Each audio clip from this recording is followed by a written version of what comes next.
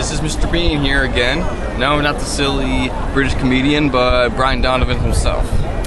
And Emma and I are here at the Beijing Olympic Park, which of course was where the 2008 Olympics were held here in Beijing.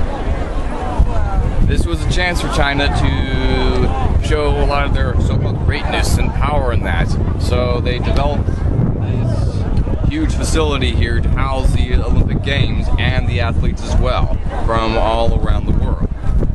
Now, as you can tell from the video camera and from the other videos, that Beijing is heavily polluted. Nothing can escape the smoking dragon of Beijing, as they'd want to say. Even when we went out to the Great Wall of China, it's on the countryside, you could still not escape the amazing smog, the amazing power of Beijing. So, what we want to start with is, of course, this here is called the Linglong Pagoda, and it appears that its only function is to serve as an observatory tower, where people can view the entire facility from a nice point of view.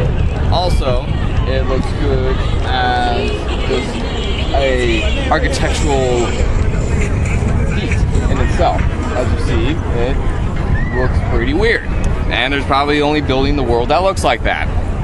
Same thing with that tower, hotel over there, which has big advertisements on it. Looks really cool, huh? Like some Star Trek, Back to the Future, you name it. That over there is the National Indoor Stadium, and also the gym where a lot of the Olympians work out at. And see over there, this was what they called the water cube. That's where they held all the water sports at that. Now they are using it to hold ballets, swimming, shows, events. They're using it for quite for entertainment. Like, as you can see here, there's tons of people. There's probably more people here than there are in Tiananmen Square. It almost seems like this space here is bigger than Tiananmen Square, kind of beating it. Of course, last but certainly not least is the Bird's Nest Stadium, where they had the track and field, soccer, all sorts of amazing sports. Now, you see it on television or on the photograph, and it does not look as cool as it does in person. If you look at it in person, it really does look pretty awesome. And hopefully you can enjoy some of the awesomeness too when one day you come over here. Now, how do they prepare for the Olympics? Aside from bulldozing lots of people's homes to get this place established and to so-called make the place look pretty, they also had rules in which people, according to the number of their license plate, odd or even number, could drive on a certain day to cut down some of the pollution, so it didn't look so obviously disgusting as it does right now.